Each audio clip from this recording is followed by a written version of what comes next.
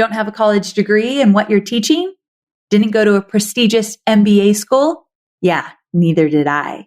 I often hear, but Amy, I'm not professionally or college educated in this area that I want to teach. So who am I to be doing this? I'm not really qualified. To which I respond, all you need is a 10% edge. And my guest today actually agrees with that, especially when it comes to building a healthy and successful business.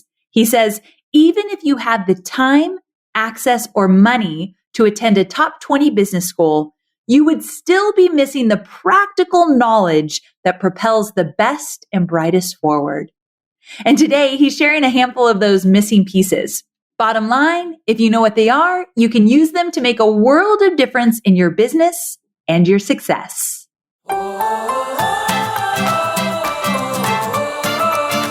I'm Amy Porterfield, and this is Online Marketing Made Easy.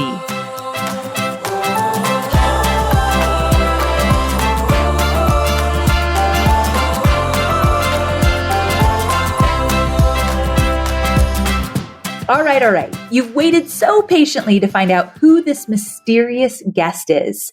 His name is Donald Miller, but his friends call him Don. And you may remember him from episode number 236, How to Clarify Your Message, which is still a very popular episode to this day. He's the CEO of Business Made Simple, an online platform that teaches business professionals everything they need to know to grow a business and enhance their personal value on the open market. He is also a podcast host and is the author of several books, including his newest one, Business Made Simple, which we'll talk about a little bit later in the episode. But today, what we're going to dive into is a handful of areas where entrepreneurs truly excel. And we're going to talk about how and what to strategically and intentionally implement to make those areas of your business work for you and not the other way around. Wait till he talks about the eulogy. You're going to love it. It's something that I am definitely going to do. Now, we're going to talk about personal productivity, about how you can get more done in less time. Yes, please. Your messaging, and answer the question, why aren't customers paying more attention? Marketing, and more specifically, how to build a sales funnel. And last, but certainly not least, probably my most favorite part of this interview, because I'm recording this intro after I got to talk to Don, my most favorite part is how to close more sales. And the answer to this question is very different than I thought it was going to be. And I called my team right after this interview and I said, let's talk about selling and how to do it differently based on this one interview I had with Don. So it's a whole lot of goodness coming at you. So sit back, relax, well, taking notes, of course, and enjoy my conversation with Don. Before we dive into the show today, we have some exciting news. As of this month, Online Marketing Made Easy is officially part of the HubSpot Podcast Network. Something we love about the HubSpot Podcast Network is all of the inspiring shows that are dedicated to helping professionals learn and grow, especially online entrepreneurs. If you love our show and want to check out other shows like us, we definitely recommend checking out The Gold Digger Podcast and My First Million. Check out all of these shows and more at HubSpot.com/podcast network. Well, hey there, Don. Welcome back to the show. I'm so glad to have you here. It's good to be with you. Now, I know this is getting off topic, but isn't it wild to think that when this episode airs, you will be a first-time dad? That's right. Yeah, we are due in 2 days. And 2 days. Supposedly first babies come a little bit late is what I hear. So we may be 8 or 10 days, but today's my last day of work. Tomorrow begins the process of sitting there twiddling my thumbs, watching my wife. Okay, I do love, though, that you took that time off. That's very cool. And also, I kept thinking, I wonder if he's going to cancel this because it's so close to our due date. But then I also have heard that the first baby tends to take a little bit longer. So I was crossing my fingers we could get it in. But congratulations. I can't wait to see all the baby posts. Like you promise to be posting some of that baby, right? Oh, yeah. No, I think I'd be in a lot of trouble with a lot of people if I didn't put pictures up. So for sure. Expect it. Cannot wait. Okay, so I'm glad to have you back. And we're going to talk about so many topics that my audience is asking about all the time. So I hear many entrepreneurs in my audience, or those who want to become entrepreneurs, often say, but I didn't go to business school. I just don't think I can make this work. In fact, I have a feeling that some of my audience members are nodding their heads right now because they've had that exact thought. So why do you feel that you actually don't need a business degree to be a successful entrepreneur? And what are some of the things that will aid in that success that someone perhaps wouldn't learn in business school? There are certainly advantages to going to business school, and a lot of it is just networking and who you meet and the isolated experience of studying business. The negatives, as I've seen them, is a lot of the stuff I think you study in business school isn't the stuff you need to understand to actually grow a business. I mean, you study a paper on trade with China, you study, a 1973 Volkswagen ad, you basically are being prepared to be chairman of the Fed or to run a venture capital firm, which almost nobody in that class is going to do. We really just want to go out and run a company. And so that's my beef against business school. And also you have to ask yourself, is the juice worth the squeeze? In the sense that, you could go $50,000, $150,000 in debt, and now you have debt going into your life in the workplace.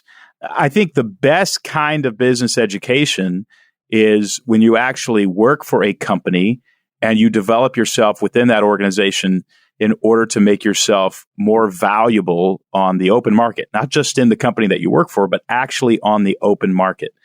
And that's not really what business school teaches you to do. So I think business schools are going to change. I think in the next 5 to 10 years, what I'm saying is no longer going to be true because they are going to need to change. And I think that's a really good thing. But right now, I would say I don't know that business school is worth it. I think you can get an education on your own that will actually give you the skill set to become more valuable. Oh, yes, totally agree. Now, I know in your new book, you lay out 9 areas successful leaders and entrepreneurs excel in. So do you mind if we dive in just a little bit deeper to a few of those? Yeah, absolutely. Okay, so first up, let's talk about personal productivity. What do you mean by this? And what are a couple of strategies that someone could use in their business to excel in that area? Yeah, years ago, and you and I are probably both geeks in this area, Amy. Years ago, it was 10, 12 years ago, I decided to sell everything I had in Portland, Oregon. I bought a Volkswagen camping van, one of the newer ones, not the older ones. And my dog and I set out to Washington, D.C. to pursue the woman who is now my wife. I was going to move to her town, right? A few houses down from she and her girlfriends, and try to win her over. And thankfully it worked. But on the way there, I decided to buy, this is pre, Audible and all that. I bought on CD every book I could on personal productivity, on willpower, on self-discipline, on life planning, all that kind of stuff. And I listened to them. I listened to, I don't know how many hours it took us to get across the country. It was me and my chocolate lab. I listened harder than she did, but, and I basically created my own day planner, and I've used it for more than 10 years. It's actually not public. I have some friends who've downloaded it and they love it. But it's not something that I offer anybody, not because I don't want to, it's just because it was just something I developed for me. But for me, what that personal planner does, there's 2 things that I think are critically important that planner has done, that in the last 10 years, I'm 49. So from 39 to 49, I've gotten more done than I did from 1 to 39. Easily, if not 3 times as much. Wow. I became a best-selling author. I built a multi-million-dollar company. I got married, and within days, I'll be a dad. All of that I owe to this planner. And one of the things that it did was I separated my primary projects that were important from my secondary projects. In other words, spending 2 hours working on the book is much more important than going and picking up the dry cleaning. Working on the speech that I've got to give at the conference this weekend is much more important than, returning an email from somebody who wants to do business with me. And the problem is the brain doesn't understand the difference. It just hears a ringing phone and it'll answer any phone. And so you have to actually sit down and process, wait, what's the most important thing I could do? And what am I willing to not let happen? in order to get this thing done. So I gave on my planner, there's 3 primary tasks that need to be done, and there's about 12 secondary tasks. So just the idea what's primary and what's secondary has been one of the keys, I think, to the amount of productivity I've had over the last 10 years. And what I see a lot of people doing is they're working very hard on things that they just don't need to work hard on. If I don't write almost every day, I can't release a book every year. And I've got 30 employees who depend on me releasing a book out of every year or every 18 months at least. So if I have to not pick up the dry cleaning, if I don't pick up the dry cleaning, what I'm going to have is a shirt that's been ironed, but it's not going to look as good as a shirt that came from the dry cleaner. So which is more important, a shirt that has a wrinkle in it or not feeding 30 people some opportunities to make a living? Yes. And that's what the brain can't figure out. And it can figure it out, but it's not going to figure it out intuitively. So every morning when I fill out that planner, I know what the 3 primary things I need to get done. And then another secret is I never get all 3 done. I usually get 1 done. Sometimes I get 2 done. So everything else just kind of goes by the wayside. Then the second thing that I do, which is actually more important than the first thing, is I read my eulogy every morning.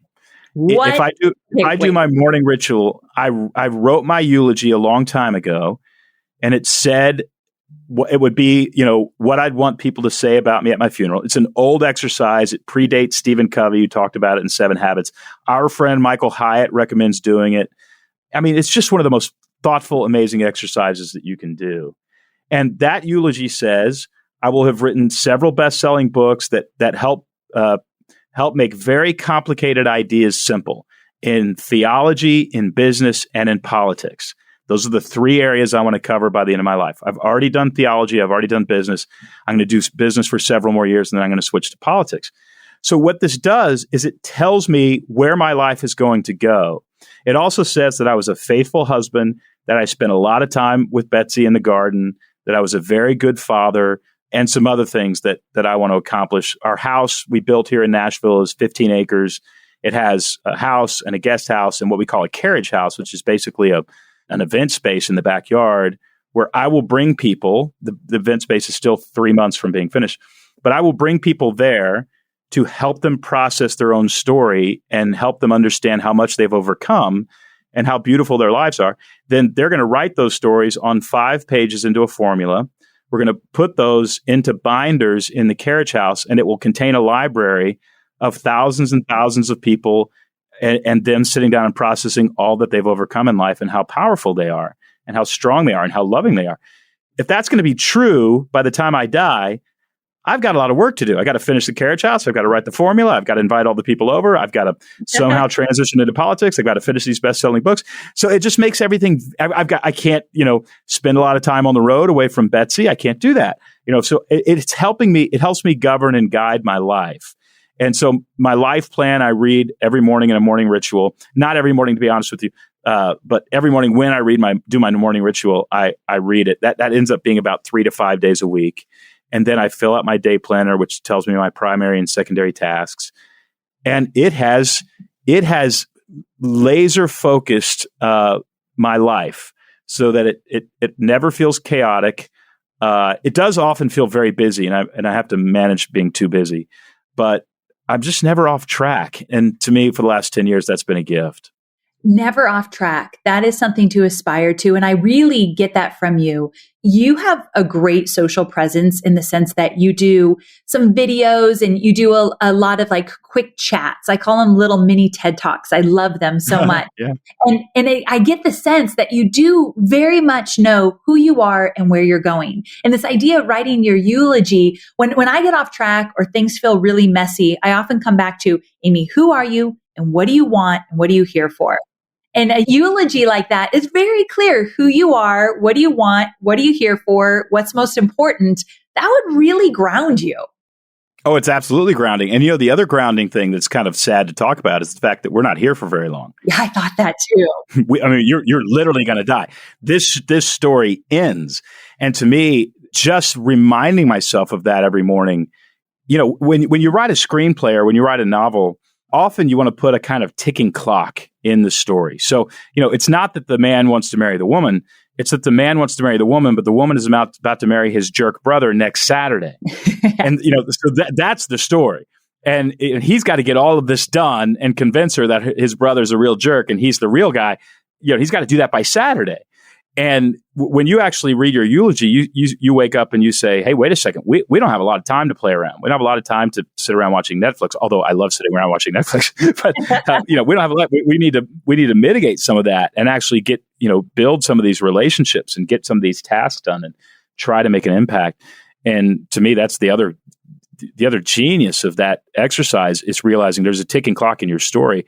And it gives yourself, it's a thing that I call narrative traction. And narrative traction to me is when you're watching a movie and suddenly you realize, wait, that man should marry that woman. That's the real couple. That's called narrative traction because you actually engage the story and you sit there and you watch the rest of it because you're hoping that will happen. And what I think most people are missing in their lives is narrative traction. They simply aren't interested in their own lives. They're interested in what's happening on Netflix. They're interested in gossip about what somebody else is doing. They're interested, but they're not interested in their own lives. And so when we actually design a life that gets us interested in our own life, it pulls us out of a narrative vacuum or what psychologist Viktor Frankl calls an existential vacuum. Oh. It's as though you're sitting in the theater of your own mind and you had a wonderful story in high school and you had a wonderful story in college and you watched that movie on the screen. It was so fantastic. And you had a wonderful story of how you met your husband or your wife, and that was fantastic. And then usually that's it. Culture doesn't provide you another story. And so if you don't make one up and dive into one, you are sitting in the theater of your own mind. You're watching a blank screen and you're wondering why life is so boring and so futile. And you blame it on God and you blame it on the government and you blame it on everybody else. But the truth is, it's your fault. You're still sitting in the theater. You haven't put a new story on the screen. And when we put a new story on the screen, we engage our own lives. It's exciting. It's interesting. It's not always happy. Sometimes it's tragic and hard, but you're always interested in it. You always want to get up and put something on the plot. Whoa, I love this. And I mentioned you being on social earlier, but I think also when we find ourselves so enthralled in other people's lives on social media, probably is a good indicator that maybe we need to get enthralled in our own lives, in our own story, maybe rewrite the story so we get excited about it. I think that's true. And, I try to follow people on social media, Amy, and I follow you, who inspire my own story, right? Like when I'm watching them and I see how good a dad they are, I go, okay, I'm going to borrow some of that.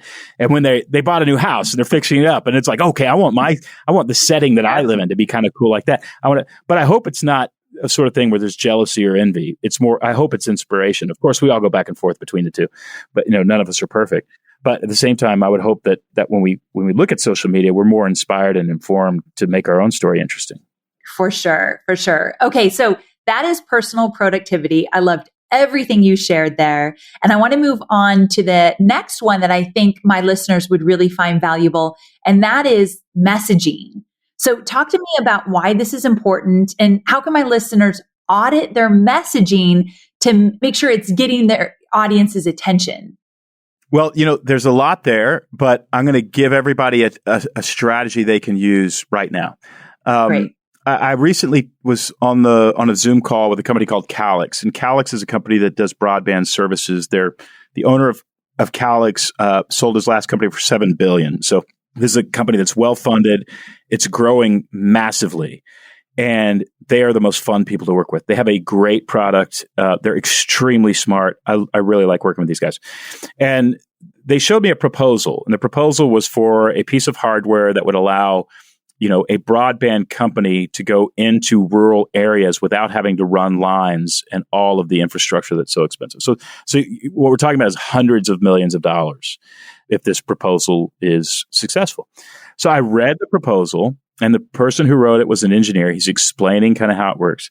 And it was, in my opinion, for an engineer, it was extremely well read. Nothing against engineers, but it's, they tend to be not the best writers. And it was really well done. But what I said to them was, look, when I look at a proposal or a sales letter or a website or anything, I see colors. And the sentences that are red are the sentences in which you are pointing out your customer's problems. The sentences that are yellow are the sentences in which you are talking about your solutions to their problems and the products that you sell that will solve those problems. And then the sentences that are green are sentences in which you are describing what the customer's life can look like if they buy your product. So if you think about it, that's a story. Customer has a problem, they bought a product to solve it, and now their life is better and they live happily ever after. That's the story. And there's a lot more to a story than that. And I get into that in my books, but that's basically what you need. You need those three things in a story. So I said, look, when I read your proposal, all I see is yellow. There's no red and there's no green. There's no talking about or empathizing with the customer's problem. And there's no talking about what their customer's life can look like if they buy your product. So in other words, you've got a great proposal. It's just all yellow. If you really want to make it great, even better, write some sentences in red in front of it and write some sentences in green after it. And then you've got a story, because now the solution to the customer's problem is going to make a lot more sense because they have this problem and because they want to live this happy ever after sort of life. The yellow suddenly increases dramatically in value. And that's going to make them want to buy it. And, if they do that, and they will, that's worth tens of millions of dollars to that company. So, we're probably talking to a lot of small business leaders, who the majority of people that we work with. If you're a small business leader, here's the number one takeaway. You're probably really good at talking about your product. You've probably really worked on it.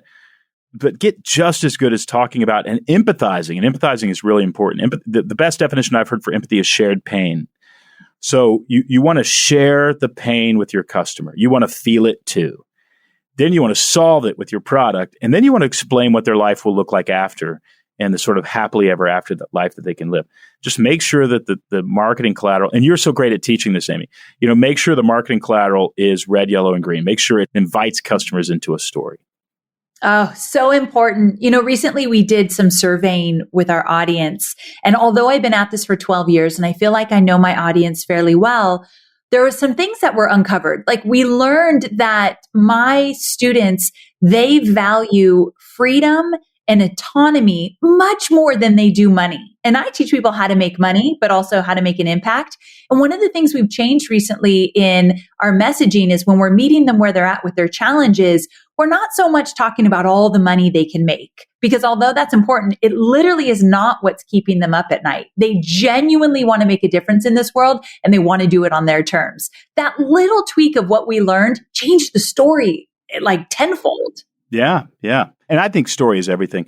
You've illustrated a really great point. You're going to find out what your customers' struggles are, and you're going to find out what they want by actually talking to them. Yes. I'm the sort of person, I'm just creative. I never lack ideas. It can be easy for me just to assume that I know what the customer wants. But every time we do surveys and I sit down and we do focus groups, I'm always shocked because I was off a little bit. You got to actually talk to somebody to have empathy. And so you just illustrated that. So important, for sure. If you've been with me for a while, you probably know that I love the holiday season. And a big reason for that is because it's a time where I find extra special ways to show those around me that I care. As an entrepreneur, you probably feel the same way. One way to make your customers feel extra special is to provide them with an amazing user experience. A CRM, or customer relationship management platform, is at the heart of helping you understand what makes your customers tick. It helps you take any customer interaction and transform it into valuable insights, allowing you to strengthen relationships with your customers and grow your business. With tools for marketing, sales, customer service, content management, and operations, the HubSpot CRM platform is perfect for giving your customers the best possible experience with your business. Learn more about how a HubSpot CRM platform can help build, maintain, and grow your customer relationships at HubSpot.com. And now, back to the show. Okay, so we talked about personal productivity and messaging, two things that you really get to in your book. You go much deeper, of course. But I want to talk about marketing. And obviously, I have an online marketing business. I teach marketing, but I want you to talk about it specifically in terms of building a sales funnel and what that looks like.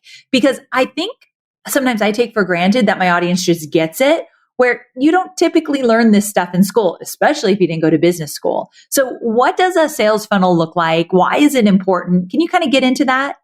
Well, I'll tell you, I don't think you learn how to make a sales funnel in business school. Okay, good. I've never been, so I wasn't sure. Yeah, business school is really preparing you to be a cog in the wheel of corporate America. And it's not even preparing you to do that very well. So if you're running your own company, I think it is foundational. And Amy, I think you are a terrific place to learn how to do it. But it is foundational that you are able to build a sales funnel and you're able to get your marketing right.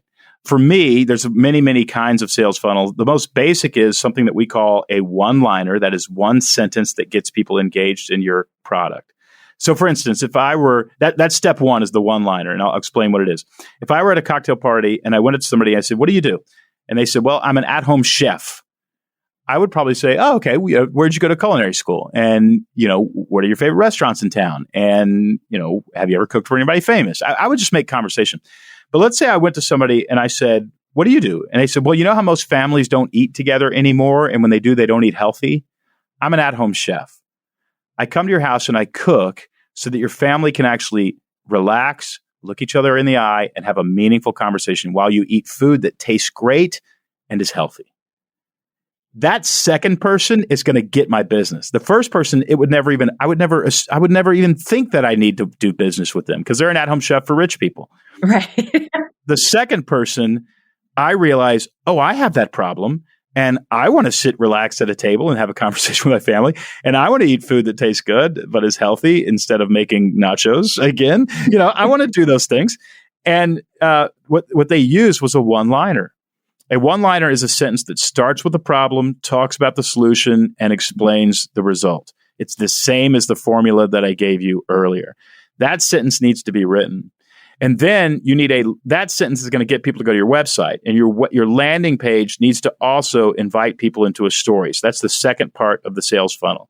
The third part is a lead generator, some sort of webinar, some sort of video course, some sort of PDF, something that is extremely valuable and gets an email address.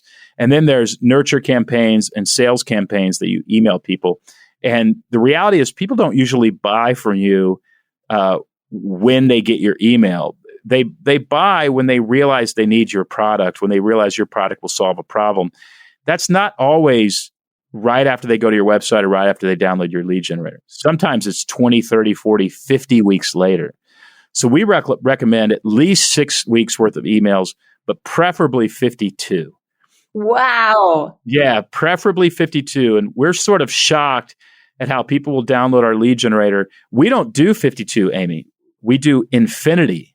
We send out emails every single week to our list, telling them who's on our podcast, giving them some valuable information. Because the thing is, I want to be in their inbox whenever they realize it's time to buy the solution. And I know if I skip a week, I'll lose sales. Okay, you just said it. Wait, I got to stop you. That is so important. I've never said it that way, and I want to say it that way from here on out. I'll always give you credit, but you want to be in their inbox when they are ready. Right. There's a window that's going to open, and it's their window of need. And it's like, suddenly I need a new roof because my roof is leaking. Well, if you sent them an email 6 weeks ago, I promise you they've already forgotten you. Yes. So they heard about you 3 years ago and they didn't need a roof. But now you've emailed them every week or so, with some valuable information, and now they need a new roof. And the whole thing is, are you going to be present in their mind when they are ready to buy? And so it's really much more about maintaining that relationship and continuing to offer value than it is about emailing them something that convinces them to buy from you. You just want to be around. That is so valuable because I know a lot of my listeners right now, they're not emailing once a week. They feel like it's too much, or they're not sure what to say, or it's just not a priority for them yet. But I hope when they hear it the way you just explained it, they'll realize, wait a second, if I'm there, right time, right place, I'm there consistently, but then they realize they need me, there I am. I'll be waiting. I'll be patient. That's exactly it. Yeah. You want to be the guy. You want to be the guy standing around. Yes. That's how I got my wife. She wouldn't go out with me for 3 years, but I kept riding my bike by her house, kept bringing flowers, and suddenly she was like, this guy's not going away. And so maybe I better pay attention. Well, okay. So I love that you talk about this idea of a sales funnel. And one more thing I wanted to say to that is, as you know, I teach people how to do webinars. And I've noticed, and there's so many different alternatives to a webinar, or not sales videos, but value packed videos that they can do, or challenges or quizzes, all these different things. But I really do believe there needs to be a vehicle in between, your emails talking about whatever it is that you offer or how you offer value, and sending directly to the sales page. And I love that you mentioned that in this funnel, that we're not just sending emails directly to a sales page. Right. I love the webinar strategy too. And I'm so glad you're teaching people to do webinars. We actually do webinars, but we don't teach people to do them. So I defer to you on that. Thank you. I will say this. I will say that they're incredibly successful for us. And one of the main reasons is it isolates the demographic that you really want to talk to. And the other thing is, if you can add a Q&A to your webinar, you really don't fully know. You can sort of empathize, and surveys and focus groups can help you, but you don't know about what this individual person, what they're struggling with that's keeping them from buying your product. And so within Q&A, you can usually overcome whatever it is that they misunderstand. You can answer that question, and it just leads to a ton of sales. And another thing that I would do, and I'm sure you teach this, is I'd offer a limited time bonus. If you respond by the end of the week, you get a limited time bonus, and that really helps. Most people, by the time they attend a webinar and they ask a question, they really want to buy from you. And now all they're really not saying, talk me into it. A lot of them are just saying, will you please just give me an excuse? Give me an excuse. Give me an excuse to buy this because I really want to buy it. And when you say, yeah, it's 10% off till the end of the month, or when you buy this, you get a free, whatever. I saw, this was so funny, and I have no explanation for this, but literally I was behind a Jeep today, and there was a tire cover on the back of the Jeep. Jeeps have like tires mounted to the back of it. Yeah. There was a tire cover, and apparently this was a real estate agent. And the tire cover literally said, free taco when you buy a house. Stop it. Okay, I I'm buying that house. I know that's funny, but I think they're joking about something that's actually very true. It's just like, give me any excuse. Like, why'd you buy this house? One, I wanted it. Two, they gave me a free taco. Listen, free means something. It really does, yeah. It's something, but okay, free taco with buying a house, they might be pushing it a little, but I like the enthusiasm. Yeah, exactly. So good. Okay, so we talked about the sales funnel, but I want to actually talk about sales, because that's another thing you talk about in this book, and specifically closing more sales. Do you have any tips or tricks around that? Yeah, here's what I think sales is actually, what it actually is. I think it's mostly these days consulting, and there's a goal that you're trying to do when you sell something, and it's not to sell it. It's not to close the deal. That's actually not the goal. That happens naturally. The goal is actually to connect their problem with your solution. That's the goal. And when the neurons fire in their brain between what they're struggling with and the product that you have that solves that problem, that's when they're going to make the purchase. And when we fail to close the deal, we have failed to connect our product with their problem. That's what we failed to do. And so we actually have to say, let's say I'm selling children's playground equipment on a commercial level. And here's a church down the street, and I'm going to try to sell this playground equipment to this church. What I'm going to do is I'm going to go in, I'm going to say, tell me, what do you guys want for your church? Where do you want it to go? Well, we really want, people come to us from other churches. That's not what we want. We want the neighborhood to show up. And so why isn't the neighborhood showing up? We don't know. We just think maybe they're kind of scared of religion or scared of churches, or, they just see you as an unfriendly place. That's right.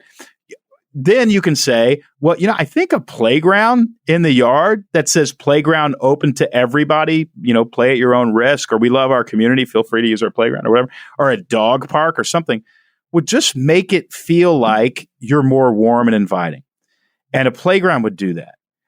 Now what I've done is I've connected their problem, which had nothing to do with a playground, with a playground. And the truth is, it would probably give a more warm feeling.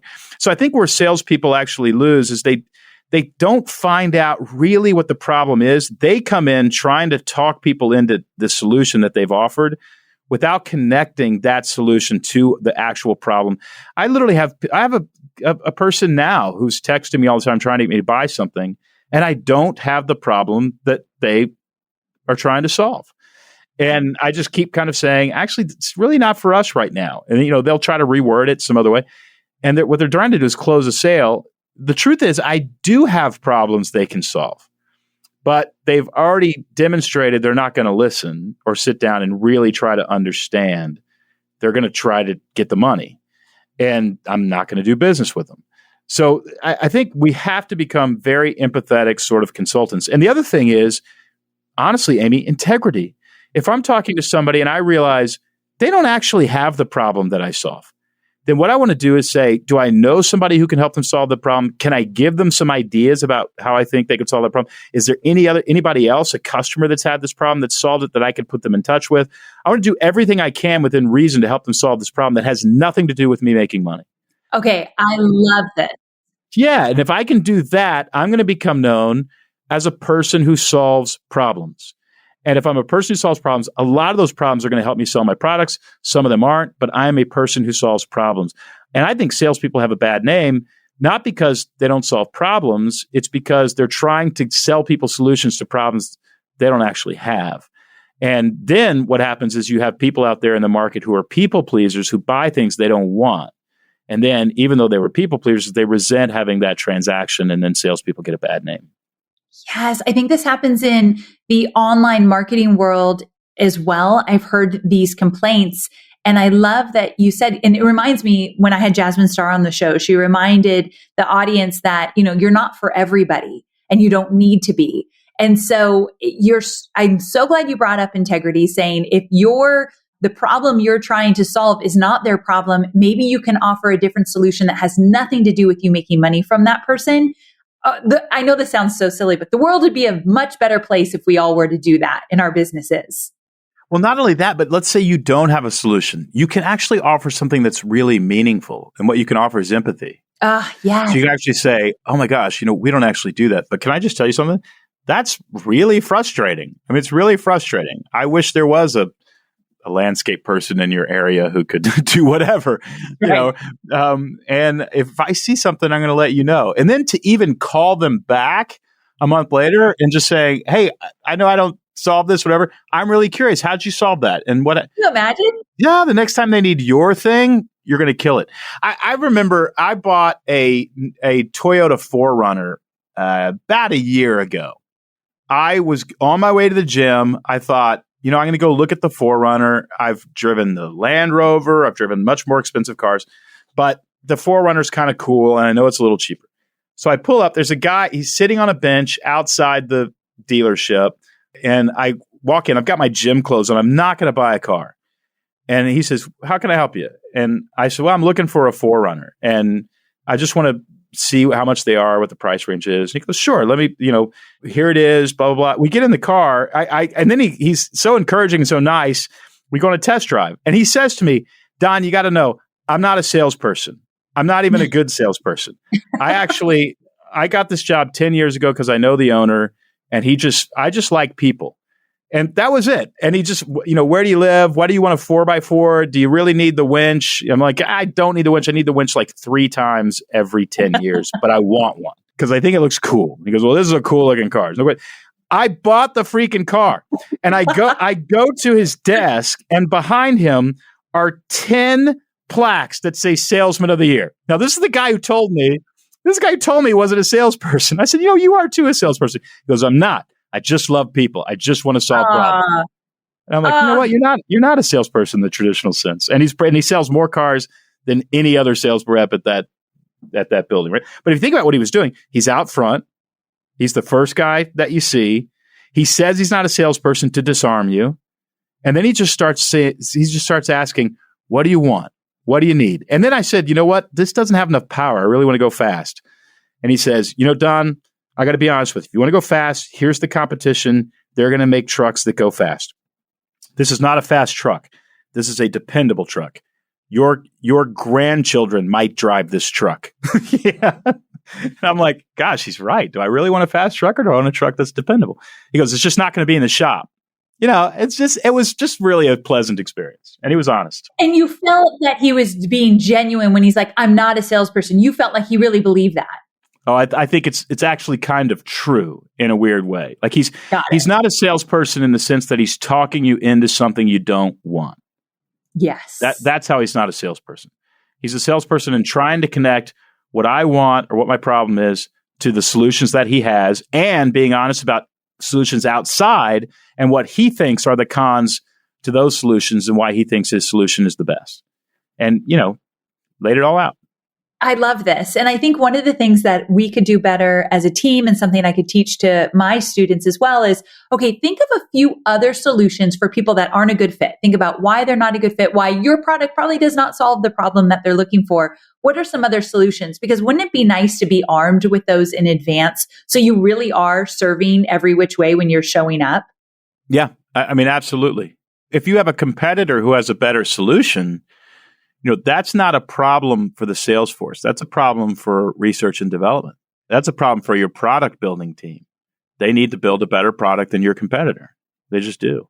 Oh, I loved it. I love this conversation. I like that we got into the integrity part of it. I think it's so important. Conversations I want to have around that even more so.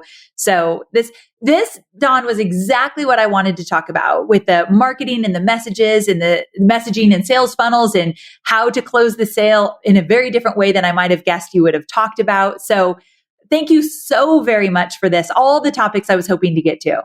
Oh, my pleasure. It's been such a pleasure to talk to you. Well, I want to talk to you before I let you go about your new book, Business Made Simple. And I know I shared a little bit about it in the intro, and we talked about it here, but give us a rundown of what to expect in this book, and really who needs to get their hands on it. Well, it's basically the business education I wish I would have gotten at about 25. I took over a company at 25 years old. It was a small publishing company, and it did really well. Became the fastest growing publishing company in our segment. And then I wrote a book, and that became a bestseller, which had nothing to do with business. And I was off being a writer for 20 years. But back then, and then I had to build a company around being a writer. And now I have a learning and development company for business leaders. And I wish I would have known that I didn't need to read the trade paper or the white paper on trade with China. I didn't need to know that stuff. What I needed to know was how to be personally productive, how to write a really good mission statement that unites a team. I needed to learn how to clarify a message. I needed to learn how to build a sales funnel. Everything I needed to know to grow my business. And my business grew from our first year, we did $250,000. That was not a little over 9 years ago. We started the business. Last year, we did $16.5 million with 64% profit margin. And we have no venture capital, no private equity, and no loans from banks, and no partners. So, I wish I would have known, but it took a lot to figure that out. And there are just some really basic things. And what I did with this book is I said, okay, people don't want to go back and get an MBA. They don't want to go into debt. They also don't want to take weeks out of their lives and sit and watch really long courses. So what I did was I put 60 daily entries that take about 5 to 7 minutes to read. And then you get emailed a video. And so basically the same thing that's in the daily entry, you get this video in which I teach it to you. So you get 60 videos and 60 daily entries, all for less than $20. And you can get it on Amazon. I've had people say, look, this is better than an MBA. And that was the goal. It's better than MBA in terms of how much money it will make you. And the book came out in January, and it sold, I don't know how many copies it sold. It's done extremely well. But it's just such a practical book for business leaders. And I've been so affirmed. Last night, Betsy and I went to a brand new restaurant. It's about a month old, but the chef who owns the restaurant and started won a James Beard Award. And I've seen his episode of Chef's Table. So cool. I'm a huge fan. I'm just an enormous fan of this chef because I'm an amateur cook who is terrible. Anyway, but you could look through this little peephole, it looks like an aquarium window into the kitchen, and it just looks like a French, operating room of cleanliness and cool. Yeah. I mean, I couldn't see him back there. And I was like, boy, I'd geek out. I wouldn't even know what to do if I talked to him. He walks by behind my wife. And I said, oh my word, that's him. And she goes, oh yeah, that is him. And we just keep eating and blah, blah, blah. And then he's walking back by, Amy. This is a cool moment. You're the first person I've been able to share it with. And he turns around and he goes, oh my word. And he sits down next to me at the table.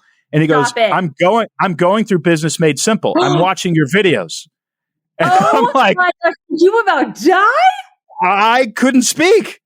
I literally started saying, I love your car. Because on his chef's table, he drives a muscle car. And it's the coolest car in the world. And I'm like, my wife was like, you were such a dork. I'm like, I don't care. I get to be a dork. And it was just so fun. And so, I love that it's helping really practical businesses and people who just want to hone their craft. And, that guy doesn't need to think about running a business. He needs to think about where to put truffles. You know what I mean? That's what he needs to be thinking about.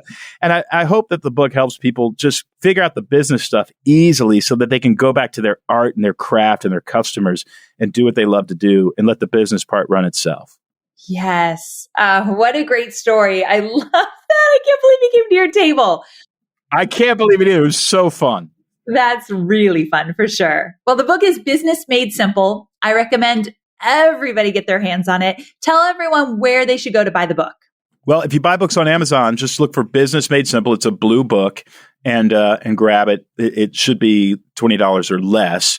And then we will spend the next 60 days together. You might get a little tired of me, but I am going to teach you everything I know about running a business. I promise that. So cool. And I'll link to it in the show notes as well. Don, thanks so much for being on the show. I cannot tell you how much I have enjoyed learning from you and having you on the show. Hopefully you'll come back again. My pleasure. What an honor to be with you. Thanks.